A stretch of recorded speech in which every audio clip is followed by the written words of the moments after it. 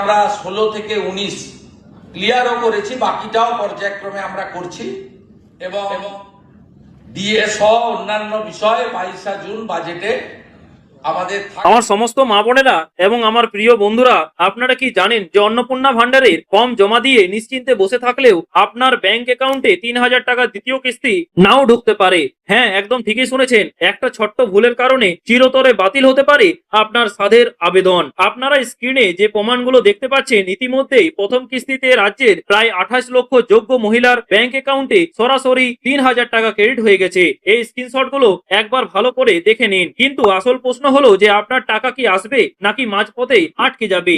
আজকের এই ভিডিওতে আমি আপনাদের এমন কিছু চরম সত্য এবং গোপন তথ্য দেব যা অন্য কেউ আপনাদের বলবে না। কাদের ফর্ম বাতিল হতে চলেছে, আগের সরকারের লক্ষ্মীর ভান্ডারে যারা দুর্নীতির শিকার হয়ে টাকা পাননি তারা কি এবার টাকা পাবেন? বাড়িতে দোতলা ঘর বা 4 চাকা গাড়ি থাকলে কি এই 3000 টাকা পাওয়া যাবে? আর সব থেকে বড় কনফিউশন সেটা হচ্ছে যে ফর্মে পরিবারের মুখিয়া অর্থাৎ বা প্রধান কাকে করবেন, স্বামীকে নাকি বাড়ির বয়স্ক কাউকে। এই সব কিছু কিন্তু নিয়ে আজকের এই খতরনাক ভিডিও, ঠিক আছে? তাই বন্ধুরা, ভিডিওটি একটু স্কিপ না করে শেষ পর্যন্ত দেখতে থাকুন, কারণ আপনার একটা স্কিপ মানে 3000 টাকা হাতছাড়া হওয়া। ঠিক আছে, চলুন শুরু করা যাক। দেখুন বন্ধুরা, আপনারা জানেন পশ্চিমবঙ্গে নতুন সরকার গঠনের পর থেকে রাজ্যের মা বোনেদের নজর কেড়েছে মুখ্যমন্ত্রী শুভেন্দু অধিকারীর সেই অন্নপূর্ণা ভান্ডার প্রকল্প নিয়ে, তাই না? প্রতিশ্রুতি অনুযায়ী যোগ্য মহিলাদের অ্যাকাউন্টে প্রতি মাসে 3000 টাকা করে দেওয়ার যে কথা বলা হয়েছিল তা ইতিমধ্যে বাস্তবায়িত হতে শুরু করেছে। বিভিন্ন ব্লক অফিস, পঞ্চায়েত, পৌরসভা থেকে শুরু এবং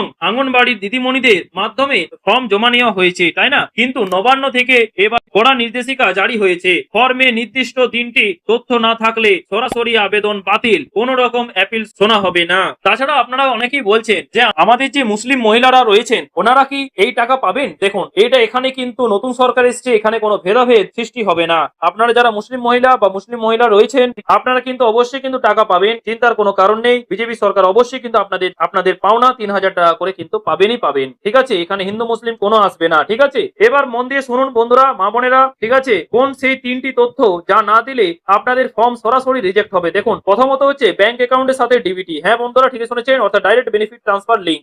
অনেকেই জানেন না যে এখন আর ফর্মের মধ্যে ব্যাংকের অ্যাকাউন্ট নাম্বার বা আইএফএসসি কোড চাওয়া হচ্ছে না, বরং সরাসরি আপনার আধার নম্বরটি নেওয়া হচ্ছে। এর কারণ হলো ডিরেক্ট বেনিফিট ট্রান্সফার। হ্যাঁ বন্ধুরা, ঠিক শুনে ডাইরেক্ট বেনিফিট ট্রান্সফার কিংবা ডিরেক্ট বেনিফিট ট্রান্সফার। আপনার ব্যাংক অ্যাকাউন্টে যদি ডিবিটি অ্যাক্টিভ না থাকে তাহলে সরকার টাকা পাঠালেও তা বাউন্স হয়ে ফিরে যাবে। তাই ব্যাংক অ্যাকাউন্টের সঙ্গে আধার লিংক বা ডিবিটি সক্রিয় থাকা বাধ্যতামূলক। এটা না থাকলে আপনি 1 টাকাও পাবেন না। হ্যাঁ বন্ধুরা, ঠিকই শুনেছেন, আপনি 1 টাকাও কিন্তু পাবেন না। এবার চলে আসি পরিচয় ও স্থায়ী ঠিকানার প্রমাণ হিসেবে আধার কার্ড এবং ভোটার কার্ডের তথ্য একদম নির্ভুল হতে হবে। পোর্টালে এই দুটি ডকুমেন্টস ম্যান্ডেটরি বা বাধ্যতামূলক করা হয়েছে।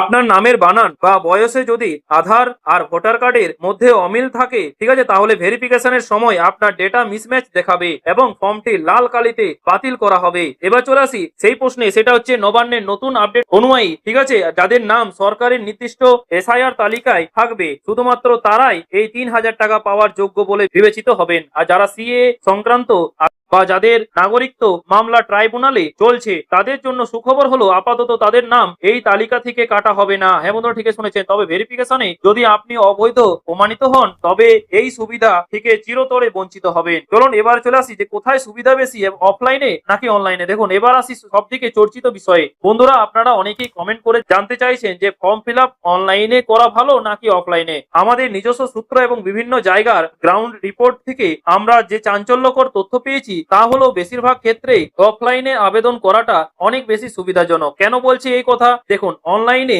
যখন আপনি পোর্টালে আবেদন করবেন তখন সার্ভার ডাউনের সমস্যা তো আছেই, ঠিক আছে, তার উপর প্রতিটি ডকুমেন্টস এর নিখুঁত স্ক্যান কপি পোর্টালে আপলোড করতে হচ্ছে এবং স্টার চিহ্নতে করতেই হচ্ছে। বুঝতে পারছেন ওই মানে ইনফরমেশনটা কোথাও একটু অস্পষ্ট হলে বা সাইজ না মিললে ফর্ম সাবমিটই হচ্ছে না, তাই না? আর অন্যদিকে আপনারা যদি অফলাইনে বিভিন্ন সরকারি ক্যাম্পে গিয়ে ফর্ম জমা করেন সেখানে অনেক ফ্লেক্সিবিলিটি পাওয়া যাচ্ছে।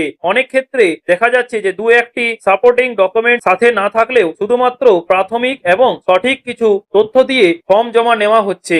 এই ক্যাম্পগুলোতে সম্পূর্ণ বিনামূল্যে ফর্ম ফিল আপ করা হচ্ছে। তাই মা বোনেরা অযথা সাইবার ক্যাফেতে গিয়ে টাকা নষ্ট না করে নিজেদের এলাকার ক্যাম্প ক্যাম্পে গিয়ে অফলাইনে ফর্মটি জমা করে আসুন। এতে আপনার আবেদন গ্রাউন্ড লেভেলে দ্রুত ভেরিফাই হওয়ার সম্ভাবনা বেশি। তো বন্ধুরা, এবার চলে আসি যে আগের সরকারের দুর্নীতি এবং নতুন নিয়মটা কি। দেখুন, এবার একটা মারাত্মক পয়েন্ট নিয়ে আলোচনা করব।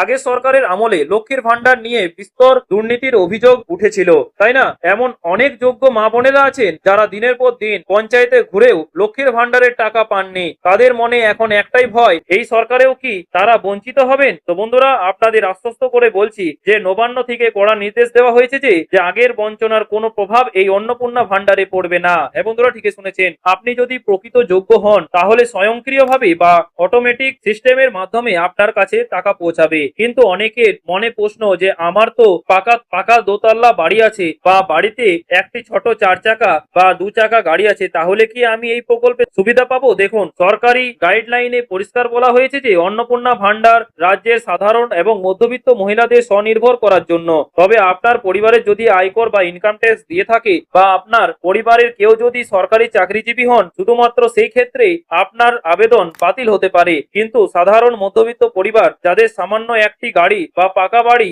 আছে অথচ বিশাল কোনো আয়ের উৎস নেই, তারা নিশ্চিন্তে আবেদন করতে পারেন। ঠিক আছে, সরকার এই বিষয়ে যথেষ্ট সহানুভূতিশীল। কিন্তু দেখুন, এবারে আপনাদের ওপর ডিপেন্ড করছে সেটা করবেন কি করবেন না। ঠিক আছে, তো বন্ধুরা, সবশেষে ফর্ম ফিল আপের এমন একটা জায়গা নিয়ে কথা বলবো যেখানে 90% মানুষ ভুল করছেন। দেখুন, ফর্মে লেখা আছে যে পরিবারের মুখিয়া অর্থাৎ হেড অফ দ্য ফ্যামিলির নাম দিতে হবে। এখানে কাকে রাখবেন? আপনার স্বামীকে নাকি ঘরে থাকা বয়স্ক শ্বশুর বা শাশুড়িকে? মা বোনেরা খুব সাবধানে শুনবেন। আপনি যদি বিবাহিত হন এবং আলাদা রেশন কার্ড থাকে তবে ফর্মের নিয়ম অনুযায়ী, ঠিক আছে, আবেদনকারীর স্বামীকেই কিন্তু সাধারণত পরিবারের প্রধান হিসেবে ধরা হয় যদি তিনি উপার্জনশীল হন। কিন্তু আপনি যদি এমন কোনো যৌথ পরিবারে থাকেন যেখানে রেশন কার্ডে আপনার বয়স্ক শ্বশুর বা শাশুড়ির নাম হেড অফ দ্য ফ্যামিলি হিসেবে নথিভুক্ত আছে, তাহলে তাদের নাম দেওয়াই সব থেকে নিরাপদ। সরকারি ডেটাবেসে আপনার রেশন কার্ডের তথ্যের সাথে এই ফর্মে দেওয়া মুখিয়ার নাম মিলিয়ে দেখা হয়। তাই নিজের ইচ্ছামতো নাম না বসিয়ে আপনার ডিজিটাল রেশন কার্ডটি খুলুন। সেখানে যার নাম family head of the family head হিসেবে